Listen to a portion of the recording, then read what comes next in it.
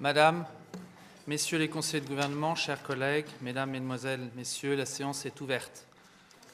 Je voudrais tout d'abord excuser l'absence de son Excellence Monsieur le ministre d'État pour raison de santé. Je lui souhaite le plus prompt rétablissement et l'ensemble des élus avec moi. Nous allons maintenant écouter les explications de vote des conseillers nationaux avant de procéder au vote de la loi de budget. Chers collègues, je vous rappelle que chacun d'entre vous dispose de 3 minutes pour ces explications de vote et je vous serai respectueux de respecter le temps de parole. Traditionnellement, c'est le rapporteur au nom de la Commission des finances, M. Burini, qui parle. M. Burini, je vous en prie.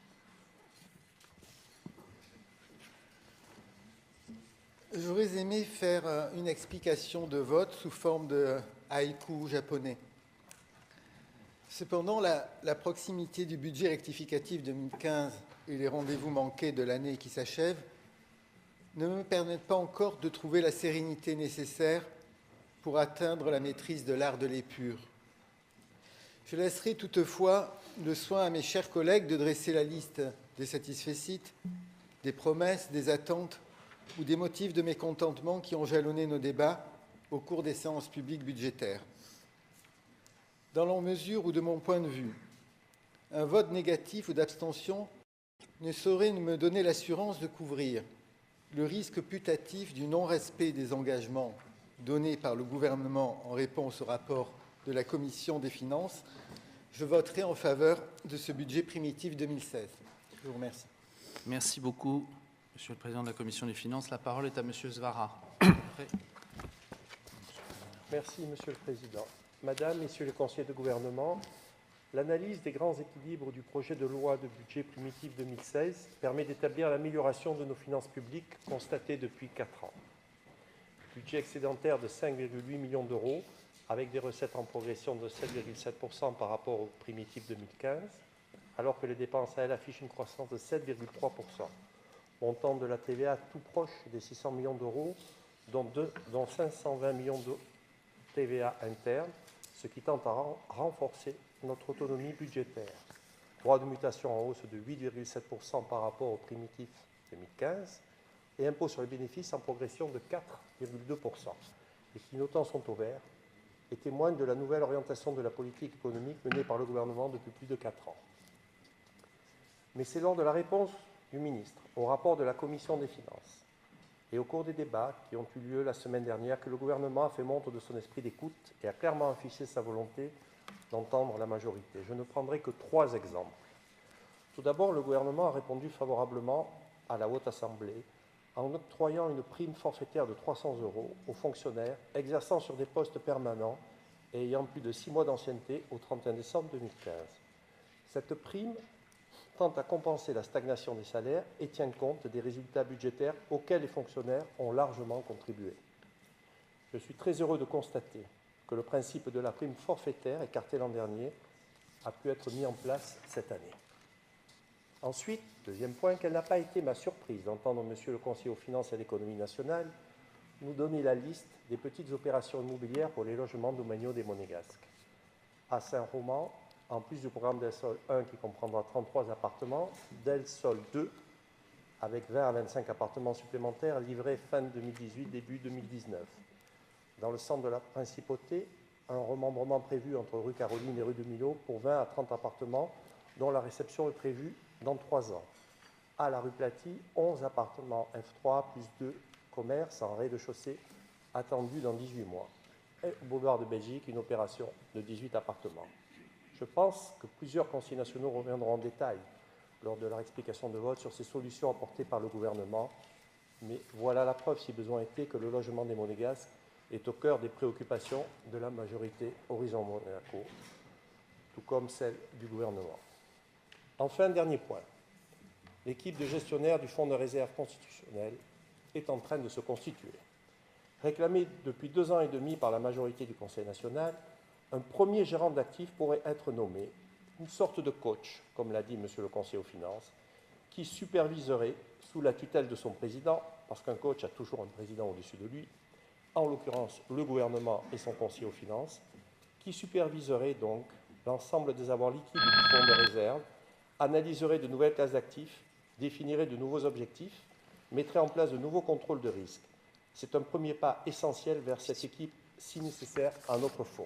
Pour conclure, je tenais à remercier le gouvernement d'avoir répondu favorablement à la demande du président de la section amateur de l'ASM, Louis Biancheri, concernant un local réservé aux membres de l'ASM et à tous les sportifs de la Principauté et des communes limitrophes. Le gouvernement a finalement trouvé, après de longues années, des surfaces disponibles, les a aménagées et va permettre, par un crédit inscrit au budget primitif 2016, leur exploitation. Soyez-en remerciés, je voterai pour ce budget. La parole est à M. Barry-Larot et après M. Alavena. Merci, Monsieur le Président. Madame le conseiller de gouvernement, Messieurs les conseillers de gouvernement, chers collègues, je l'ai souligné et certains de mes collègues m'ont rejoint sur ce dossier, les politiques publiques du gouvernement en matière d'éducation et particulièrement dans le domaine des bourses d'études sont certes généreuses, mais nécessitent un dépoussiérage afin de les adapter au mieux aux besoins et aux choix d'orientation des jeunes étudiants monégasques et résidents face aux défis qu'ils rencontrent en embrassant de plus en plus souvent des filières d'études brillantes mais souvent onéreuses. Les conclusions et les enseignements que l'on pourra tirer de la mission du cabinet Edater sur les attributaires des bourses d'études, ainsi que les déclarations du gouvernement sur la prise en compte individuelle de chaque cas particulier qui pourrait poser problème, rassurent, mais ne doivent pas nous priver de prendre en compte de façon globale ce dossier. L'examen du projet de loi 942 sur l'aide de l'État au financement des prêts étudiants nous permettra de réunir l'ensemble des acteurs liés à cette problématique et nous donnera des pistes de réflexion. Je compte sur une prise de conscience de chacun. Mais j'en suis convaincu lorsque je vois dans ce projet de loi de budget les nombreux sujets touchant aux préoccupations des jeunes de la Principauté, qui sont autant de préoccupations pour l'État et le gouvernement. Le plan numérique scolaire a été intensifié et passe d'une dotation de 440 000 à 540 000. Le projet Stella, qui accueillera une école maternelle afin de soulager celle de la Condamine, est lancé. Les opérations intermédiaires de construction d'immeubles domaniaux représentent enfin une réelle opportunité pour nos jeunes compatriotes qui font des études à l'étranger lorsqu'ils décideront de rentrer en Principauté. Mais je dois avouer que la mesure la plus emblématique que je retiendrai de ce budget primitif 2016 restera la création du Fonds vert national qui marque le côté visionnaire de notre chef d'État. Au lendemain de la signature historique de l'accord de Paris qui finalise les longs débats de la COP 21 et qui vient de se terminer, son message avant-coureur sur l'absolue nécessité de protéger la planète face aux conséquences du réchauffement climatique revêt un aspect encore plus essentiel. Il faudra utiliser toutes les compétences de la cellule gouvernementale dédiée à la mise en œuvre des mesures destinées à garantir le succès de cet accord pour sensibiliser les jeunes à l'absolue nécessité de changer leur comportement et de prendre en compte l'avenir de notre environnement que nous, leurs aînés, n'avons pas su concrétiser. Dans le management des projets que l'État mettra en place, l'impact de la pédagogie devra avoir une importance majeure. Il est impératif de créer les conditions de la réussite de cet accord planétaire. Le succès et l'émotion ressentie au moment de la signature par les 195 pays participant à cette conférence mondiale ne doivent pas rester uniquement théoriques. L'engagement précurseur du chef de l'État doit être moteur dans la prise en compte des mesures que le gouvernement prendra pour s'assurer de la réussite de ces projets. Les jeunes de la Principauté se sont investis dans l'organisation de la COI 11, en parallèle de la COP 21. Trouvons-leur un financement pour continuer de s'investir dans les prochaines éditions de ces conférences. Enfin, je voudrais terminer en disant ma fierté, au nom de la majorité, d'avoir confié la présidence de la Commission de l'environnement à un membre de la minorité. En effet, Jean-Louis Grinda, qui a représenté l'ensemble de la Haute Assemblée aux côtés du souverain et du ministre d'État à Paris, dépassant ainsi tout clivage politique dans le seul but de participer, Monsieur le Président, à des débats qui marqueront de l'avis unanime de tous les acteurs du dossier un tournant dans la prise en compte des problèmes climatiques. Néanmoins, il faudra rester attentif. Le pire qui puisse arriver serait en effet qu'il ne se passe rien et que la classe politique ne veuille, comme l'un des personnages du prince de Lampedusa, l'auteur du Guépard, que tout change pour que rien ne change. Je voterai ce budget. Je vous remercie. Merci. La parole est à M. Alavena.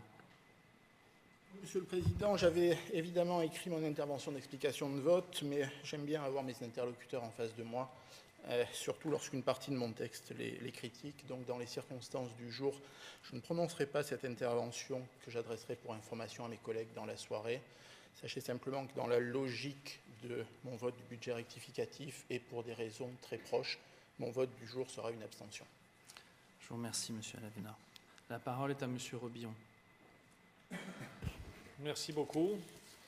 Mesdames, Messieurs, je l'ai déjà dit, le budget primitif 2016 au plan comptable ne pose pas de problème. L'excédent qui abondera le fonds de réserve sera conséquent cette année encore. Et cela est profitable pour notre pays. Le budget exprime la politique du gouvernement pour l'année qui vient. J'ai apprécié qu'à 2 reprises, les positions globales du Conseil national sur 2 sujets d'importance aient été consensuelles et constructives. Il s'agit de 2 points fondamentaux pour l'avenir, afin de permettre que le budget soit, dans l'avenir, le plus épargné possible. Ces 2 problématiques sont la nécessité de réflexion sur le coût de la dépendance future des résidents et sur la révision du financement de la retraite des fonctionnaires. Sans avoir permis de définir des solutions, nos discussions ont eu le mérite de poser des questions, d'émettre des pistes de réflexion et surtout de faire prendre conscience à la population des nécessaires évolutions à construire. Plusieurs points négatifs sont à rappeler. Le ministre d'État a confirmé que la discussion à venir sur la désaffectation concernant l'extension en mer sera possible et qu'aucune date fixe couperée ne sera opposée au vote. Cela est en parfaite contradiction avec les déclarations du chef de l'État et également avec le respect de la signature apposée sur le contrat décidant des partenariats pour la construction du projet de l'Anse du Portier. Tout cela a pour but unique d'amadouer le président de cette institution et sa demi-majorité. La population jugera. La gestion du fonds de réserve s'améliore en termes de rendement, mais nous avons toujours une politique gouvernementale anticonstitutionnelle où des prélèvements peuvent être réalisés à tout moment de l'année sans vote du Conseil national. La commission de placement des fonds n'a qu'un rôle consultatif et sa position devrait être validée en commission plénière d'études.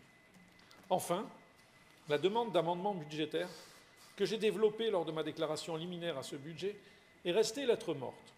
Enfin, presque. Le dernier jour, la dernière heure, les dernières minutes de cette discussion, Jean-Louis Grinda a fait remarquer que 60 millions étaient susceptibles d'être prêtés aux futurs constructeurs de la future usine d'incinération.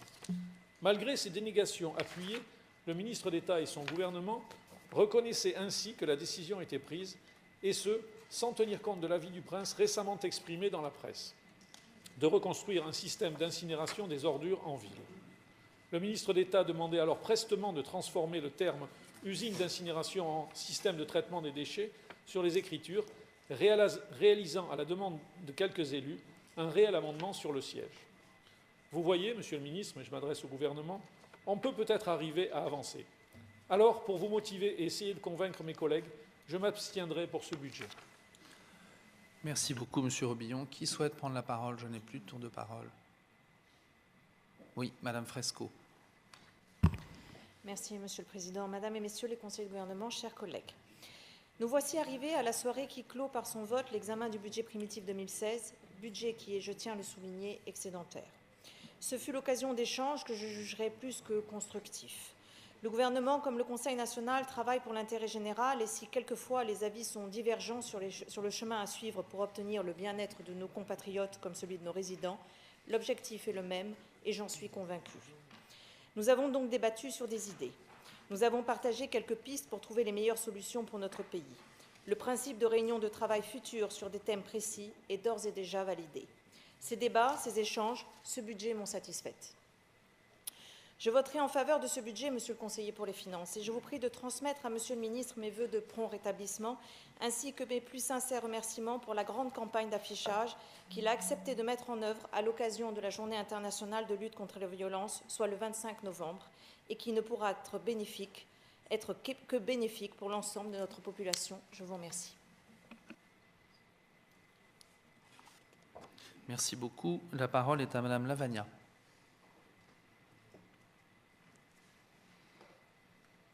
Président, Madame et Messieurs les conseillers de gouvernement, chers collègues, je voudrais ce soir débuter mon intervention en soulignant la qualité des débats lors des séances publiques d'examen de ce budget pour 2016 qui nous mènent ce soir à exprimer notre vote. La qualité de nos échanges est essentielle car elle est le corollaire du sérieux de nos travaux.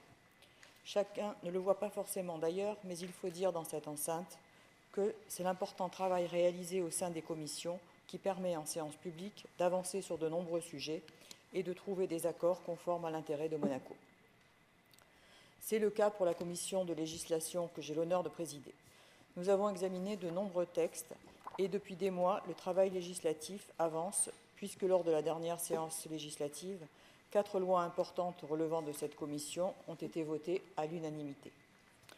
Je voudrais donc encore remercier l'ensemble de mes collègues de leur implication. À travers celle-ci, c'est un témoignage de l'équilibre entre Conseil national et gouvernement dont il est fait preuve. Il a fait débat, cet équilibre, et nous avons tous entendu les critiques tendant à expliquer que le Conseil national ne serait pas à sa place. Heureusement et objectivement, derrière les paroles, les commentaires, il y a les faits et il y a les résultats. Or, les résultats sont là. Au-delà de ma commission, je pense notamment aux opérations intermédiaires supplémentaires que nous demandions et qui fourniront à nos compatriotes des logements, ou encore aux importants projets économiques auxquels nous sommes très attachés, pour lesquels nous serons mobilisés, comme par exemple la question sur les locaux domaniaux affectés à une activité professionnelle. J'entends poursuivre cette méthode de travail qui a fait ses preuves. J'appelle plus que jamais les élus à préserver le chemin de la cohésion, conformément à notre engagement et à l'intérêt général et surtout à celui de Monaco. Monsieur le Président, cher Laurent Nouvion, Madame et Messieurs les conseillers de gouvernement, l'examen de ce budget a fait montre d'une situation excédentaire très satisfaisante et d'une politique d'investissement qui prépare notre avenir au mieux. Pour toutes ces raisons, je voterai pour l'adoption de ce budget. Je vous remercie. Merci beaucoup, Madame Lavagna. Qui souhaite à présent prendre la parole, chers collègues? Oui, Monsieur Pasquier. Merci, Monsieur le Président. Cher Monégasque, notre pays ami, avec lequel nous partageons une communauté de destin, est en proie à des dérives pour le moins inquiétantes.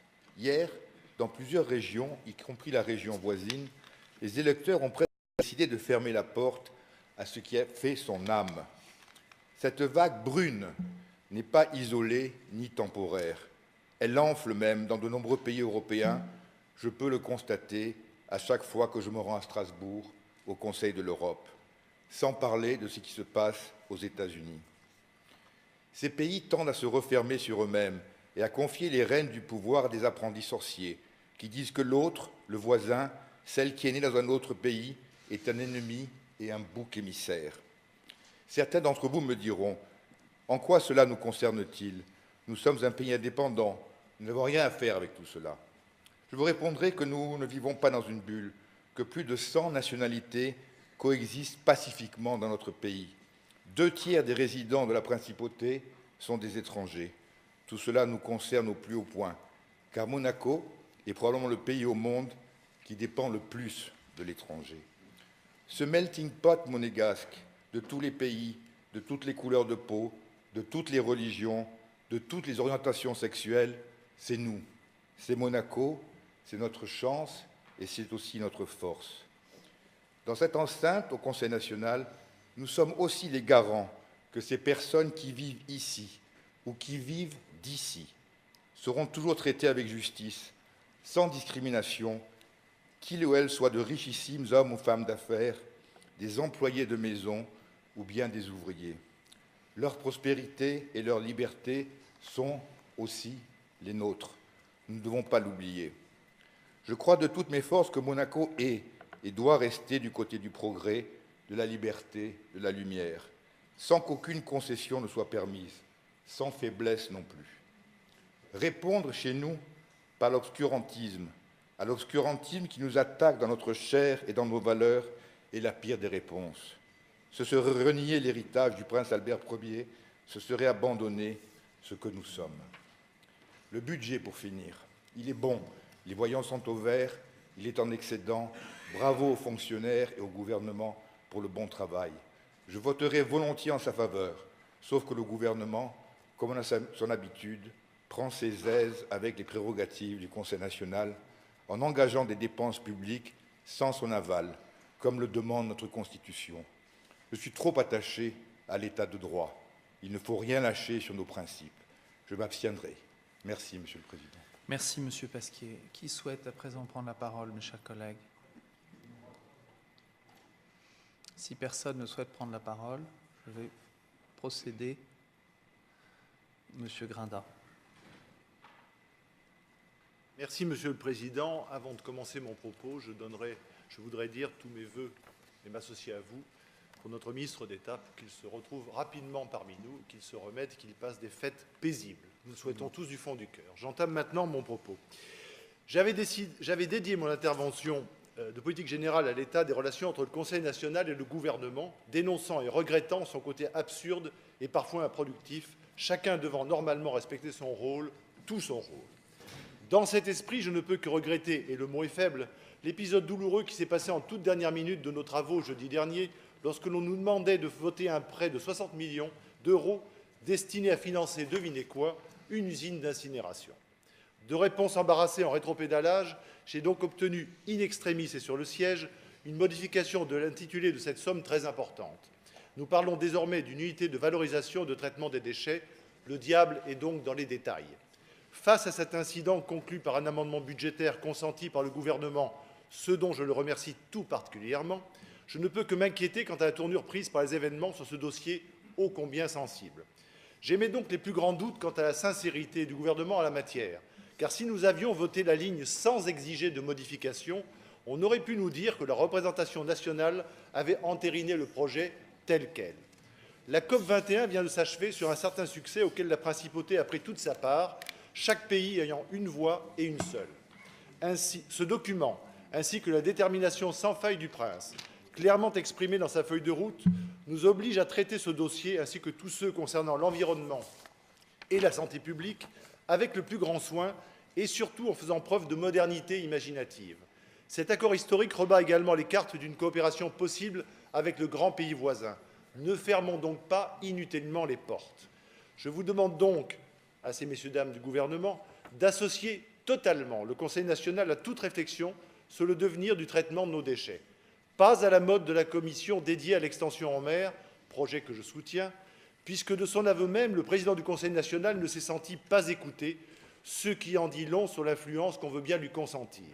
Président de la commission environnement, je demande une cellule de travail parfaitement et loyalement informée. Aujourd'hui, l'épisode cité en amont me démontre que nous en sommes loin. Ce dossier n'est pas une lubie politicienne pour faire parler de nous. Il engagera pour 50 ans notre mode de vie et devra illustrer notre capacité à innover. En cette enceinte, qu'il s'agisse de grands sujets de société ou de sujets précis, engageant l'avenir et la crédibilité de notre pays, j'en appelle incessamment à la modernité. Cette posture, Monsieur le Président du Conseil national, vous l'avez dénoncée dans la presse. Ma réponse est que sur de tels sujets qui dépassent les clivages politiciens, une majorité d'idées peut se retrouver. Mais évidemment, pour me comprendre et éventuellement me suivre, il ne faut pas raisonner à échéance électorale. Ce n'est pas une question de posture, mais de hauteur de vue. Ma détermination sera sans faille. Sur la question posée ce soir et fort de ce qui précède, je choisis donc l'abstention. Merci. Merci beaucoup, Monsieur Grindin. La parole est à Monsieur Poirier. Merci, Monsieur le Président. En fait, j'avais préparé une intervention, mais l'absence de Monsieur le Ministre ce soir parmi nous m'oblige à venir à l'essentiel. Effectivement, je compte m'abstenir sur le budget primitif 2016. Pour autant, je terminerai mon propos par souhaiter des vœux de prompt rétablissement au ministre et en le souhaitant parmi nous très rapidement. Merci. Merci beaucoup, Monsieur Poirier. Qui souhaite à présent... Oui, Monsieur Héléna. Je vous remercie, Monsieur le Président. Mesdames et Messieurs les conseillers de gouvernement, chers collègues monégasques, l'année 2015 restera une triste année durant laquelle l'ordre mondial a été fortement perturbé. Alors ce soir, je vais m'efforcer de rester optimiste. Aussi, je souhaite revenir sur le sujet de la SBM. Je ne développerai pas sur la dernière réunion tripartite durant laquelle hypocrisie et mensonges se sont sournoisement invités dans les discussions. Ce soir, je souhaite vous faire part de mon sentiment sur la nomination de Monégasque au poste de directeur général des casinos. À l'annonce de cette nomination, beaucoup de nos compatriotes n'ont pas compris comment un hôtelier pouvait se retrouver à la tête des Jeux. Aussi, je souhaite les rassurer. Dès sa prise de fonction, ce Monégasque n'a pas hésité à venir au contact direct des employés du casino. Il s'est tout simplement présenté à tous, ce que son prédécesseur, grand professionnel des Jeux, n'avait pas jugé utile et nécessaire à faire. Il a partagé sa vision, ses méthodes de travail et ses objectifs pour l'activité Jeux de la SBM. Je retiendrai deux choses de cette démarche constructive et prometteuse. Le premier, le mot respect. Le nouveau directeur des Jeux a précisé que la notion de respect était très importante pour lui, notion qui, à mon goût, avait disparu depuis trop longtemps des salons de jeux de la SBM. La seconde, ce sont quelques mots qui ont tout leur sens. Je sais qu'il faut donner pour recevoir. En une phrase, il venait de réouvrir les portes que certains, non monégasques, avaient fermées pour de mauvaises raisons, ces derniers se cachant derrière une gestion économique suicidaire et inadaptée à l'activité des jeux. Comment ces personnes ont pu imaginer un seul instant que nos clients entreraient sans faire de bruit dans le casino, viendraient déposer tranquillement leur argent sur nos tables, faisant demi-tour, puis repartir sans même oser nous avoir demandé un verre d'eau? Je n'en dirai pas plus. Alors ce soir, je forme un vœu. Arrêtons d'aller chercher systématiquement ailleurs ce que nous avons déjà chez nous. Encourageons nos talents, nos compétences et faisons confiance aux Monégasques. Concernant le vote du budget primitif 2016, ce budget est cohérent et s'inscrit dans la droite ligne des ambitions que notre souverain exprime pour notre pays. Donc je voterai pour ce budget. Renaissance vous remercie. Merci, Monsieur Héléna. La parole est à Monsieur Robineau. Merci, Monsieur le Président. Mesdames, Messieurs les conseillers de gouvernement, j'avais bien évidemment prévu une déclaration pour expliquer mon vote. Dans les circonstances, je préfère ne pas faire de déclaration politique. Je dirais simplement qu'au nom de mes collègues de l'UP et moi-même, conformément au souhait qu'avait émis Monsieur le ministre dans sa conclusion au rapport de Monsieur Burini, président de la Commission des finances, qui souhaitait gagner notre confiance, je dirais simplement qu'il l'a gagné et que nous voterons oui à ce budget primitif 2016. Merci. Merci, Monsieur Robineau. La parole est à Monsieur Boisson. Je salue le climat de sérénité qui règne ce soir dans cet hémicycle. Mon intervention était exactement celle que j'avais prévue à la fin de nos débats. Un certain nombre d'élus de la majorité Horizon Monaco ont mis en évidence un certain nombre d'aspects positifs de ce budget. Je les rejoins totalement et je pense que les conditions sont suffisamment remplies pour que je ne vote pas de manière négative ce budget, donc je le voterai. Merci, Monsieur Boisson. Qui souhaite à présent prendre la parole? Oui. Monsieur Ritt. Merci, Monsieur le Président. Le budget primitif est, parmi les centaines d'arts divinatoires qui existent de par le monde, probablement le plus singulier d'entre eux, tout empreint qu'il est de rationalité. Et à ce point presque final des séances publiques qui lui sont consacrées, les thèmes de nos débats passionnés gisent devant nous, recouverts de l'imposant tumulus virtuel des milliers de mots lancés ces derniers jours dans l'hémicycle. Place donc aux brèves interventions qui, traditionnellement, précèdent le vote de chaque élu sur le budget et dont la finalité est de permettre de décrypter le sens de ce vote. Sur le fond, et je suis conscient du fait qu'il s'agit là d'une redite, ce budget est solide comme le rocher sur lequel il a d'ailleurs été élaboré. Sur la forme, sujet hautement sensible de nos relations institutionnelles ces derniers mois, il confirme les aptitudes divinatrices de la presse.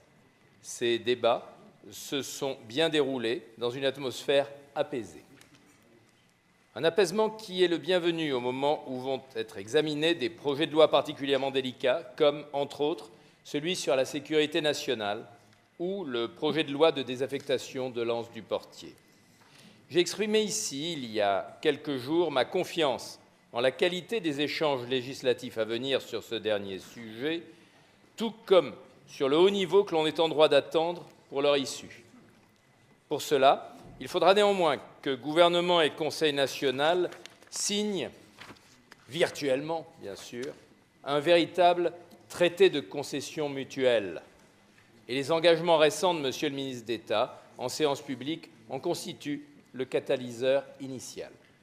Ainsi seulement, l'expression du libre arbitre des élus pourra échapper à ce que j'appellerais un déterminisme dirigé, celui-là même qui m'a incité à exprimer un refus lors du vote du budget rectificatif 2015.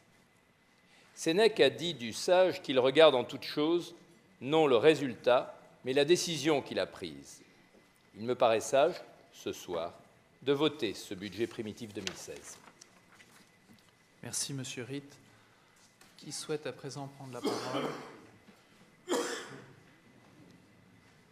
S'il n'y a pas d'autres prises de parole, je vais passer la parole à Monsieur le doyen et après Monsieur le vice-président. Merci, Monsieur le Président. Madame, Messieurs les conseillers du gouvernement, chers collègues, chers compatriotes, dans l'hémicycle, à la télévision et sur Internet. D'abord, évidemment, laissez-moi souhaiter un prompt rétablissement au ministre d'État. Dans un monde en grand chamboulement, numérisation de l'économie, climat, population et une croissance mondiale qui ne repart pas, Monaco apparaît comme un îlot d'exception. Le monde change tellement vite que nous devons profiter de cette relative prospérité pour nous adapter en permanence. Avant de venir au budget lui-même, je souhaite tracer quelques axes pour après-demain, avec pour objectif comment continuer à donner envie de venir et de vivre dans notre pays. Un axe central, Monaco doit devenir une ville durable. Pour cela, il y a d'un côté, entre autres, je ne peux être exhaustif ce soir, les leviers spécifiques à notre culture monégasque, à savoir le patrimoine d'abord. Et le futur Institut du patrimoine, j'espère, va conforter le lien entre histoire et modernité. La culture, une vision à 3 ans est nécessaire. Je peux comprendre que cette vision ne soit pas contraignante, mais il y aura encore beaucoup à dire sur ce sujet. L'urbanisation, je pense avant tout au très grand IDA, qui trace de nouvelles perspectives urbanistiques, c'est-à-dire globales. Je n'oublie pas la sécurité. Ces 3 composantes, carabiniers, pompiers, police, participent amplement à cet objectif. D'un autre côté, il y a les leviers que nous partageons avec nos voisins, notamment parce que nous sommes naturellement en relation de proximité avec eux. Cela concerne la mobilité, bien sûr. Ce simple rappel est déjà lourd dans un univers tout chamboulé. Le traitement des déchets, évidemment. Nous ne devons pas nous tromper de solution, car nous engageons les générations futures. De plus, ces 2 leviers participent à la diminution de la production de carbone. J'en viens à notre budget. Oui, les comptes sont excédentaires, aussi je ne retiendrai qu'une chose. J'ai l'impression d'avoir gagné mon pari de Pascal, et oui, lors du budget rectificatif. La méthode de travail avec le gouvernement et les engagements a changé. C'est un très bon résultat. J'insisterai à nouveau sur notre consensus. Il est original, unique dans le monde, et sa pratique est une chance formidable pour notre pays. Mais aussi, plus le Conseil national est fort, plus notre Constitution est forte. Quitte à me répéter, vous m'avez déjà compris, l'arrivée salutaire des assistants d'élus, pour être efficace, ne peut se limiter à une simple vol. Cela étant dit, je voterai pour le budget 2016. Merci beaucoup, Monsieur Boéry. La parole est à Madame Amorati Blanc. Je vous remercie, Monsieur le Président. Tout d'abord, je souhaite un prompt rétablissement à notre ministre d'État. Donc, nous arrivons au terme ce soir de l'examen du budget primitif 2016, à la suite de débats dont je salue la qualité. Je retiens de nos discussions des échanges importants et d'autres plus stériles, peut-être. Le cycle budgétaire qui est le nôtre nous permettra, lors du prochain budget rectificatif, de tenir comptabilité des engagements qui ont été pris. Et dans l'attente des promesses tenues, je m'abstiendrai donc. Je vous remercie. Merci beaucoup, Madame Amorati Blanc. La parole est à Monsieur Clérici. Merci, Monsieur le Président. Je vous prie d'excuser mon retard, c'était pour des raisons familiales. Moi aussi, je voudrais souhaiter un prompt rétablissement au ministre. Et ce n'est pas une véritable intervention écrite, juste pour dire que je me suis suffisamment exprimé lors de ces débats budgétaires, mais que, en gros, les recettes sont bonnes, les dépenses maîtrisées. Les résultats du fonds de réserve constitutionnel sont satisfaisants. Vous nous avez donné des garanties en ce qui concerne les opérations intermédiaires, que nous réclamons depuis longtemps. Vous avez pris conscience de la nécessité de diversifier notre économie. J'en veux pour preuve les différentes surfaces de bureaux qui vont être livrées, je pense, dans les années qui viennent. Un nombre d'ailleurs assez conséquent. On n'en avait pas eu autant depuis bien longtemps. Je regrette en revanche que les grands chantiers du commerce qui sont actés ne soient pas encore mis en place. C'est malgré tout une question de mois, j'en ai aussi suffisamment parlé. La prime donnée aux fonctionnaires qui récompense les résultats de notre économie est elle aussi actée et bien entendu nécessaire. Malgré tout, je regrette que nous ne parviennons pas à entretenir certains ouvrages publics de manière continue. Et ça, c'est le gros reproche que je vous ai fait tout au long de ces débats. Vraiment, je regrette que ce ne soit pas fait. Ce n'est pas votre faute, Madame Gramalia, c'est bien entendu un manque de moyens, et de moyens humains, moyens techniques. J'espère que dans les années qui viennent, on arrivera à remédier à cette situation qui est dommageable. J'en terminerai en disant que nous œuvrons tous ici pour le bien public, en réalité, et plus généralement pour le bien des Monégasques. Et c'est important, et je nous crois, vous et nous, profondément honnêtes. Je tenais à le souligner dans nos convictions.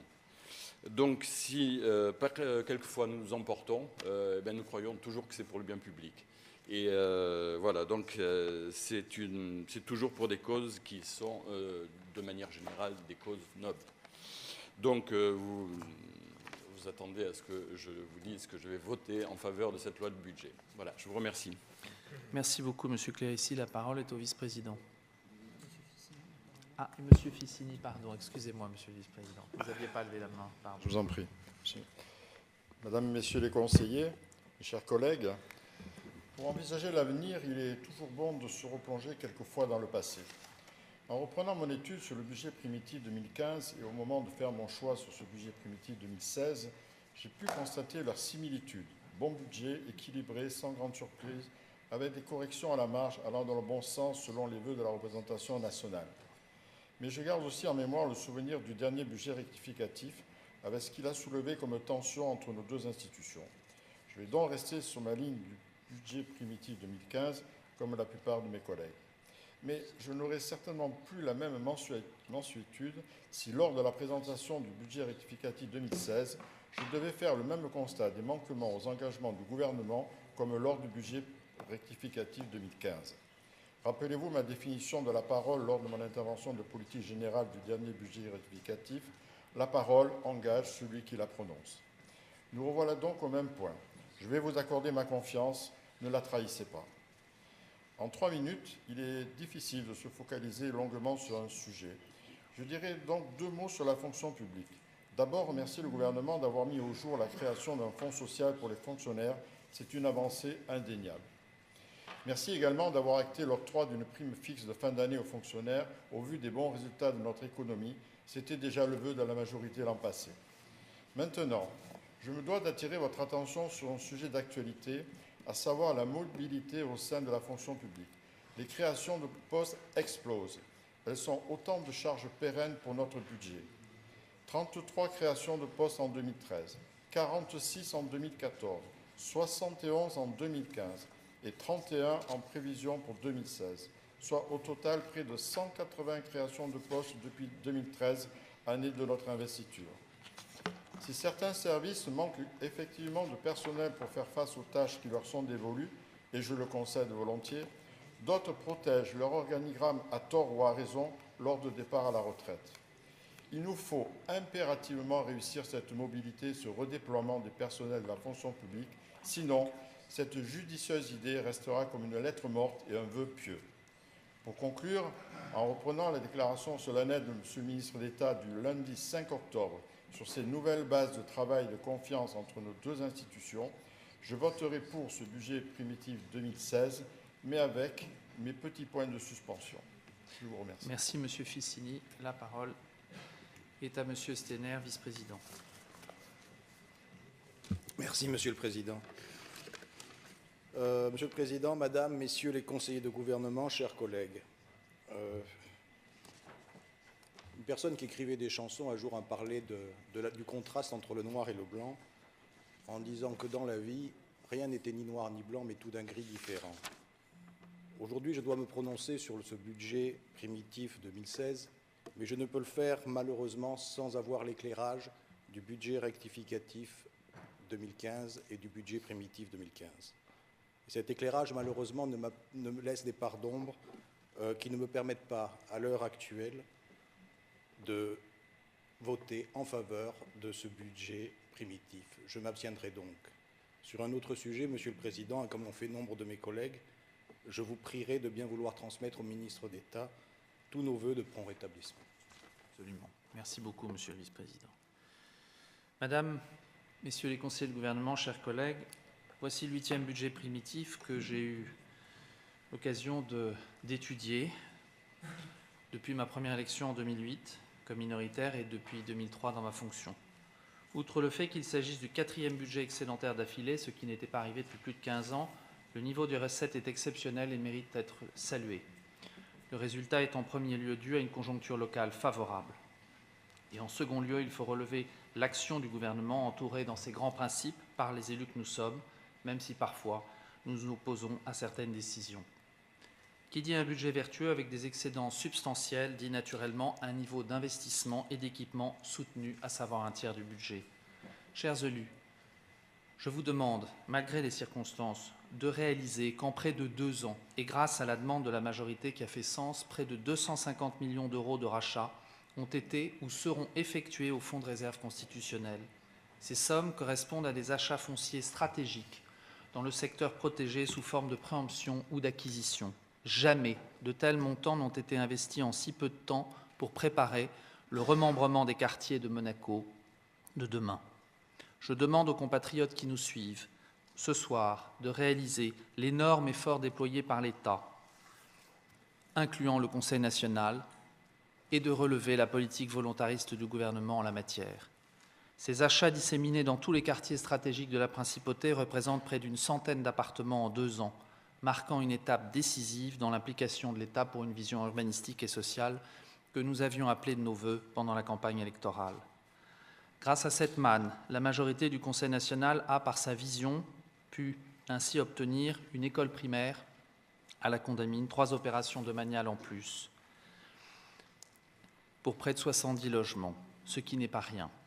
Notre capacité de réflexion et nos idées en la matière sont intactes, dans la mesure où nous proposerons d'autres pistes au gouvernement dans les mois qui viennent, des pistes raisonnables et réalistes afin de parer au déficit de livraison domaniale entre 2020 et 2025. C'est demain. Le Conseil national ne peut se cantonner à un rôle social. Ce serait l'enfermer dans un carcan réducteur qui ne correspond en rien à la plénitude de ses attributions. Grâce à l'action proactive des élus de la majorité, nous avons effectivement pu, lors de ces débats, qui ont été d'une bonne tenue, aborder certains sujets de fond qui touchent à la vie et au futur de nos compatriotes. Pour l'usine de traitement des déchets, le débat relancé par la majorité a eu pour effet de clarifier la situation par les réponses du gouvernement. Si j'ai bien compris, premièrement, l'usine reste à Fontvieille in situ, car il n'est ni possible ni envisageable de l'externaliser, y compris pour nos déchets. Et deuxièmement, tout sera mis en œuvre, y compris par l'intermédiaire d'une nouvelle étude et par des personnes hautement qualifiées pour statuer sur le nouveau mode de traitement de ces déchets, qui ne sera pas nécessairement par voie d'incinération. Dans un autre domaine, la majorité, consciente de son rôle, a posé les bases du débat sur la dépendance, sujet transgénérationnel qui nous concerne tous.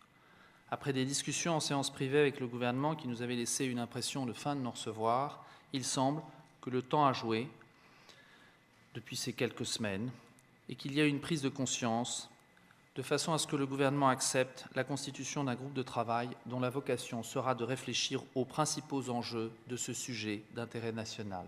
Le Conseil national s'en réjouit. Sur les sujets de fond, il a été également abordé la question de la retraite des fonctionnaires et le gouvernement a confirmé qu'il a commandé une étude d'actuaire dont la mission est de faire une analyse objective sur cette importante question sur laquelle les élus, toutes tendances confondues, ne pourront faire l'impasse.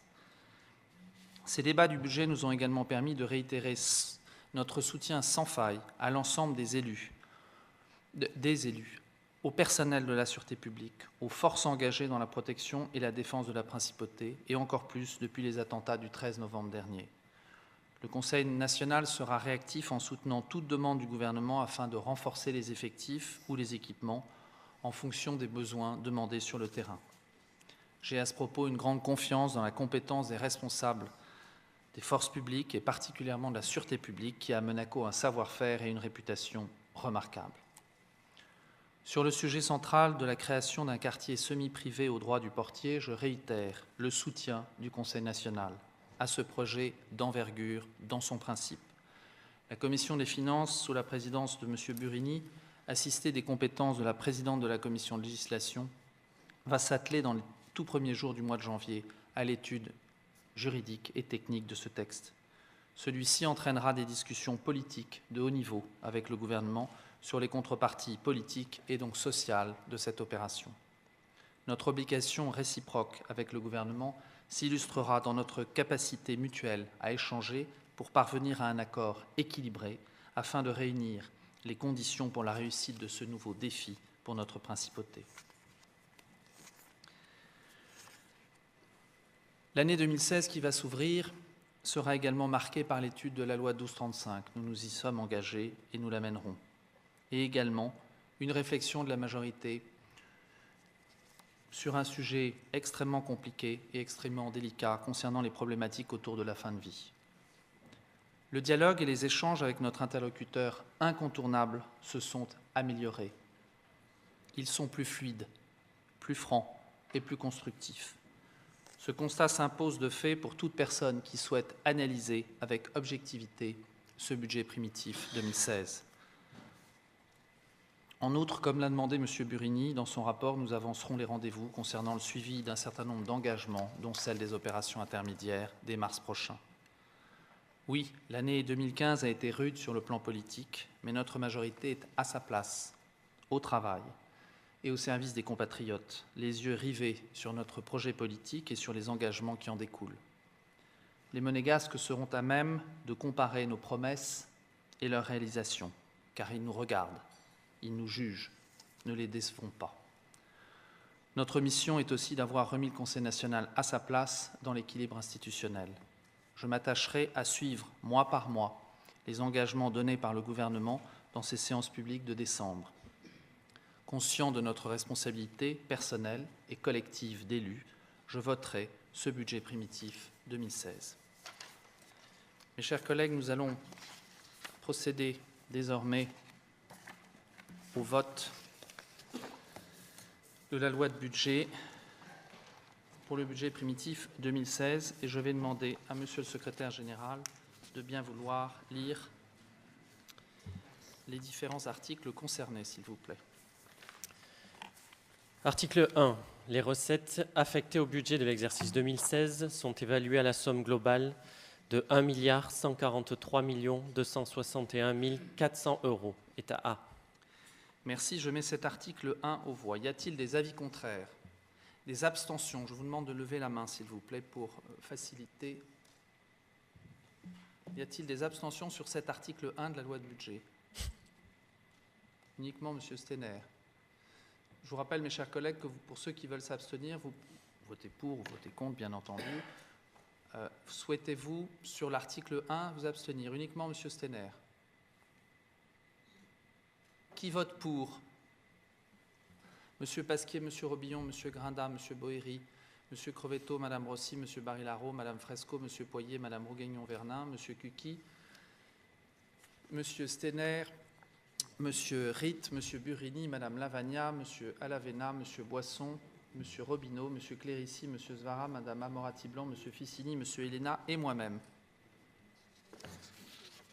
Article 2. Les crédits ouverts pour les dépenses du budget de l'exercice 2016 sont fixés globalement à la somme maximum de 1 137 465 700 €, se répartissant en 774 658 500 € pour les dépenses ordinaires état B et 362 807 200 € pour les dépenses d'équipement et d'investissement état C.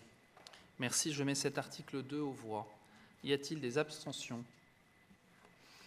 M. Pasquier, M. Robillon, M. Grinda, M. Stener, M. Poirier, M. Alavena, Mme Amorati-Blanc.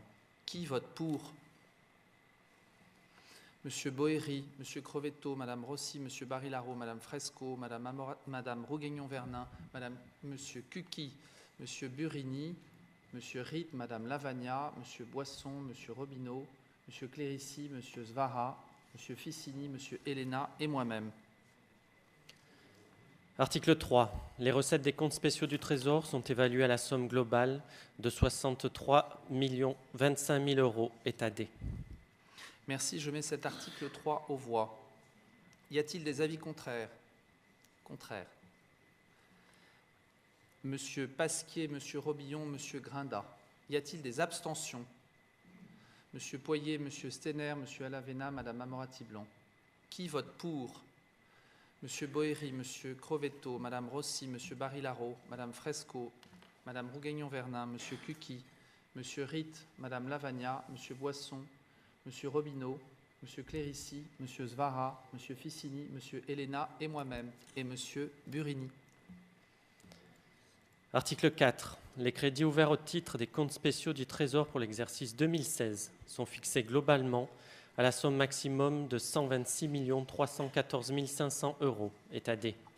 Merci. Je mets donc cet article 4 aux voix. Y a-t-il des avis contraires? Monsieur Pasquier, Monsieur Robillon, Monsieur Grinda. Y a-t-il des abstentions? Monsieur Poirier. Monsieur le vice-président, vous vous abstenez? Oui. Monsieur Poirier, Monsieur Stener, Monsieur Alavena, Madame Amorati-Blanc. Qui vote pour? Monsieur Boéry, Monsieur Crovetto, Madame Rossi, Monsieur Barilaro, Madame Fresco, Madame Rougaignon-Vernin, Monsieur Cuqui, Monsieur Burini, Monsieur Ritt, Madame Lavagna, Monsieur Boisson, Monsieur Robineau, Monsieur Clérici, Monsieur Svara, Monsieur Ficini, Monsieur Elena et moi-même. Article 5. Est adopté le programme d'équipement public annexé au document du budget, arrêtant les opérations en capital à réaliser au cours des 3 années à venir.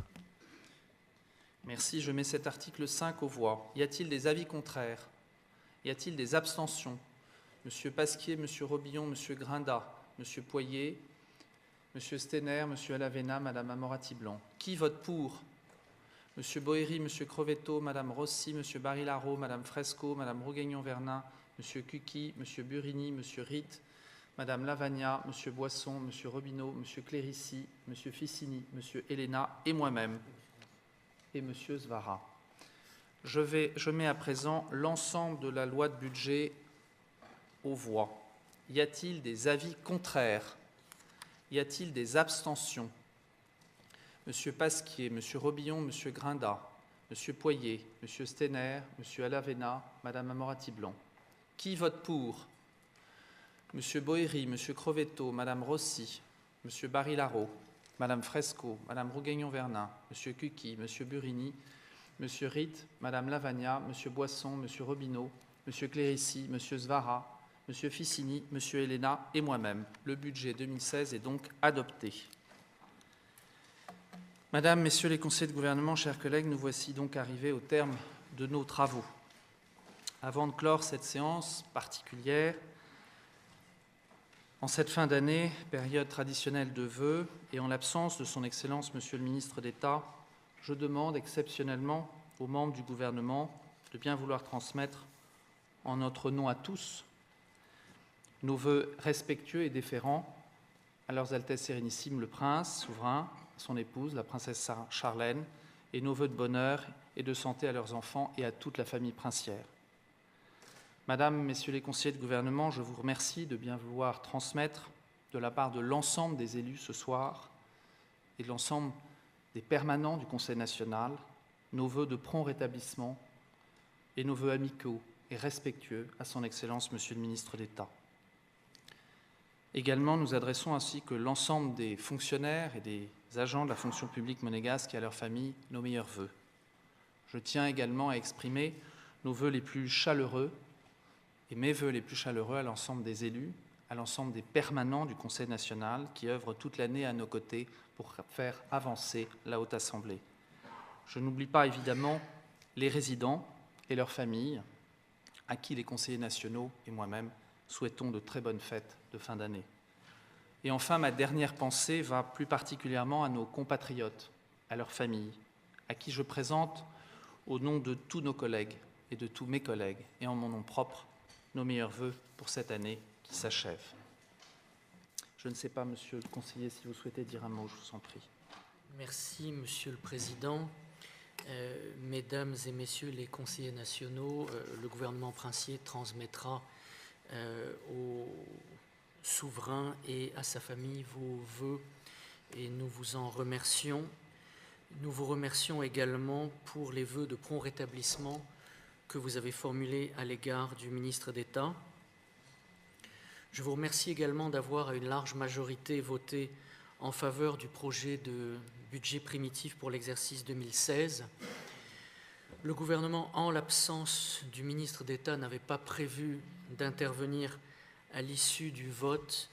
Toutefois, il semble important au gouvernement de souligner que la modification intervenue en toute fin de nos débats sur une ligne budgétaire et à laquelle il a été fait allusion ce soir ne constitue en rien un amendement au projet de budget, mais uniquement la simple modification de l'intitulé d'une ligne de crédit. Je souhaitais effectuer cette simple précision et vous remercie. Je vous remercie, monsieur le conseiller. L'ordre du jour étant épuisé, je déclare à présent la séance levée et je prononce la clôture de la seconde session ordinaire de l'année 2015. Je vous remercie.